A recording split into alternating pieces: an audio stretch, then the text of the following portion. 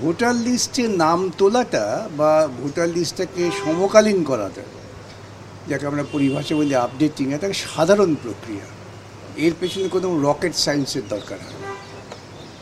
নির্বাচন কমিশনের নিযুক্ত কর্মীরা বাড়ি বাড়ি যান, যে যেখানে আছেন সেখানে খোঁজ করেন, কারা আছেন কারা নেই, কে মারা গেছেন, নতুন কারা ভোটার হতে পারে, এইভাবেই নাম নথিভুক্ত হতো।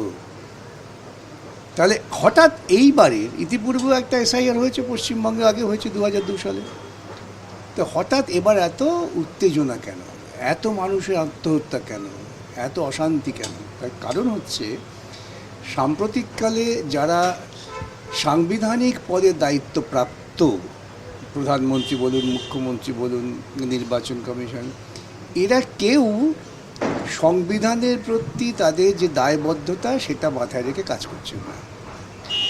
এখন যিনি মুখ্যমন্ত্রী তিনি সবচেয়ে বেশি সোচ্চার হয়েছিলেন, তার ধারণা ছিল বা তাকে বলানো হয়েছিল, তিনি আরএসএসের প্রাণিত হয়ে, যে পশ্চিমবঙ্গে নাকি অনুপ্রবেশে ভরে গেছে। এখন এই অনুপ্রবেশের তত্ত্বকে ভিত্তি করেই কিন্তু এই বর্তমানকালীন এসআইআরটা নরেন্দ্র মোদীর পছন্দের জ্ঞানেশ কুমার ব্যবহার করছেন। নির্বাচন কমিশনের কোনো অধিকার নেই নাগরিকত্ব প্রমাণ করার, নির্বাচন কমিশনের কোনো অধিকার নেই ডকুমেন্ট দিয়ে প্রমাণ করার। ভারতবর্ষের মতো দেশ যেখানে অধিকাংশ মানুষ তারা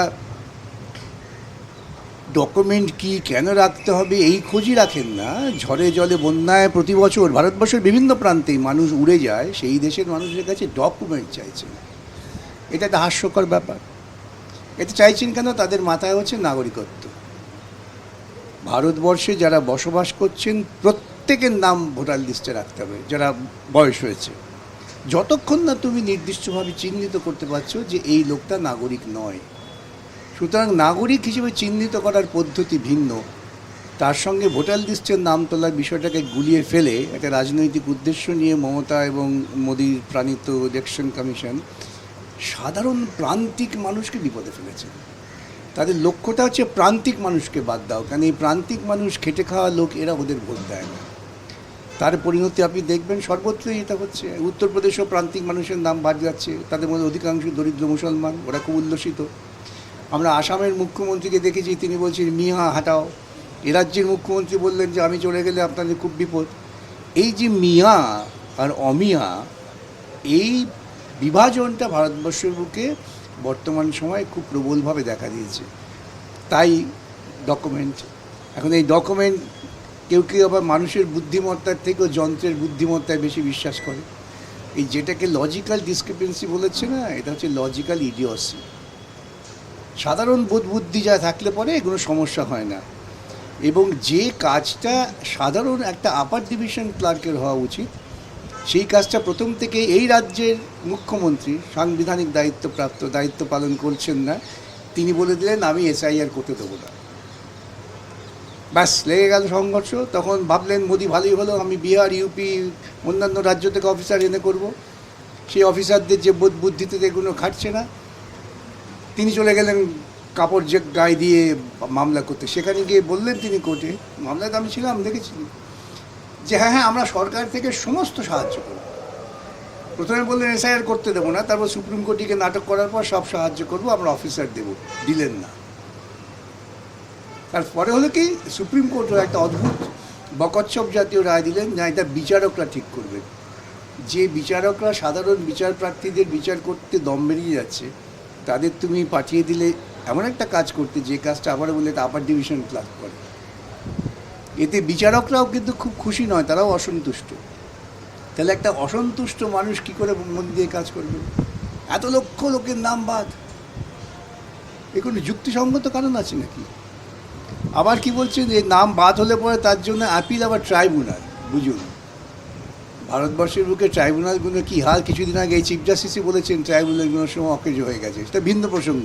তো এখন তিনি সাধারণ মানুষ, আমার কাছে বহু মানুষ আসছেন যে আমার পাসপোর্ট আছে, আমার রেশন কার্ড আছে, আমার ঠাকুরদার নাম আছে, আমার মেয়ের নাম আছে, আমার নাম নেই। এটা অদ্ভুত কাণ্ড তৈরি করেছেন। এটা চূড়ান্ত ব্যর্থতা নির্বাচন কমিশন এবং রাজ্য সরকার, যারা সাংবিধানিক দায়িত্বপ্রাপ্ত, তারা সাধারণ মানুষকে বিপদে ফেলেছেন। আমার একটাই আবেদন সাধারণ মানুষের কাছে, আপনারা আদৌ ঘাবড়াবেন না। আপনাদের নাম ভোটার লিস্টে তোলার ক্ষেত্রে যা যা করণীয় সেটা করবার জন্য বিভিন্ন এলাকায় বামপন্থী কর্মীরা আছে, আপনাদের সাহায্য করবেন এবং আপনার অধিকার ছাড়বেন না। যতক্ষণ না ভোটার লিস্টের নাম হচ্ছে ততক্ষণ ভোট হবে না, এই অবস্থায় তুলতে হবে। এই যে ট্রাইব্যুনাল যেটা বলা হচ্ছে, এই ট্রাইব্যুনালটাতে কি করতে হবে? কি ধরুন, আবার সেই তো আপনি দায়িত্বপ্রাপ্ত বিকাশ রঞ্জন ভট্টাচার্য আছে, রঞ্জন বানানটা ভুল, তোমার নাম বাদ, ধরুন উদাহরণ। তাহলে আপনি যে ঠিক করে বাদ দিয়েছেন কিনা, তা আমি আরেকজনের কাছে যাব, সেখানে আরও 2জন বা 3জন বসবেন বা 1জন বসবেন, তারা বলবেন দেখে না না উনি যে রঞ্জন বাদ দিয়েছেন ভুল করেছেন, এটা হবে। আজকাল দেখবেন না ব্যাংকেও ভট্টাচার্য বানান আমি একরকম লিখি, আমার বাবা একরকম লিখতেন, আমার ভাই আরেক রকম লিখে, তো চেকে একদম মাছি মারা কেরানি আর কি। ওই নামগুলো না থাকলে পরে হবে না। কেন? আমি যন্ত্রে বিশ্বাস করি, কম্পিউটারে দেখি। মানুষের মেধার উপরে যখন যন্ত্রের মেধা আপনি প্রতিস্থাপন করতে চান, তখন যা যন্ত্রণা হবে সেই যন্ত্রণায় আমরা বুঝছি। আরেকটি প্রশ্ন, সেটা হচ্ছে যে এই যে আন্ডার অ্যাডজুডিকেশনের যাদের নাম রয়েছে 10 লক্ষ নিষ্পত্তি হয়েছে, এবং যেটা সূত্র মারফত খবর পাচ্ছি তার মধ্যে প্রায় 7 লক্ষ নাম হচ্ছে যে তারা ভোট দেবেন এমন তালিকায় গেছে, বাকি 3 লক্ষ নাম এখনও ডিলিটেডের তালিকায় আছে। তারা অ্যাপিলে যাবেন, তাদের নাম নথিভুক্ত করতে হবে কেন বাদ দিয়েছে। যদি বলে ওই সমস্ত ডকুমেন্টের ভিত্তিতে নাম বাদ যাবে, আমি বহুবার বলেছি, আজও বলছি, গণেশ কুমার, অমিত শাহ, মোদি, তাদের যে সমস্ত আত্মীয় স্বজনরা গ্রামে থাকেন তাদের নথিগুলো দেখান আমাদের। মোদি তার একাডেমিক সার্টিফিকেট দেখান।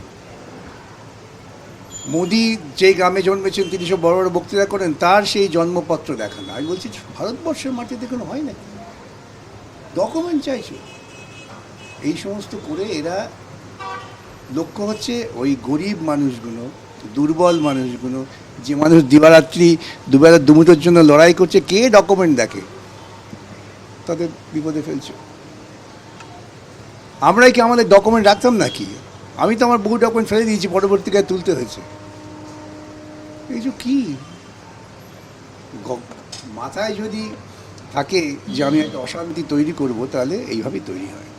আরেকটি বিষয়, সেটা হচ্ছে যে এখনও এই যেটা কমিশন সূত্র মারফত খবর পাওয়া যাচ্ছে, এই মাসেরই দ্বিতীয় সপ্তাহ অর্থাৎ 15-16 তারিখ নাগাদ নির্বাচনের নির্ঘণ্ট ঘোষণা হয়ে যেতে পারে, কিন্তু এখনও তো এত মানুষের নিষ্পত্তি বাকি রয়েছে। নির্ঘণ্ট ঘোষণা করবে কি করে সমস্ত মানুষের নাম ভোটার লিস্টে না তুলে? যার নাম বাদ দিয়েছো তার নাম যদি কালকে ওঠে, তারও অধিকার আছে নির্বাচনে প্রতিদ্বন্দ্বিতা করার। নির্বাচনের প্রতিদ্বন্দ্বিতা শুধুমাত্র ইলেকট্রাল বন্ডের টাকায় যারা আছে তারা করবে, এতে গ্রামে গরিব কৃষক নির্বাচনের প্রতিদ্বন্দ্বিতা করবে না। এইটা গোটাটাই কিন্তু বেআইনি হবে। ওরা আর বেআইনি কাজগুলো করছেন পরিকল্পনা করে, খালি ভাবছেন আমার পেছনে প্রশাসনিক ক্ষমতা আছে। ওরা ভুলে যাচ্ছেন জনগণ যখন লাঠিপেটা করবে না রাস্তায়, এখন মানুষ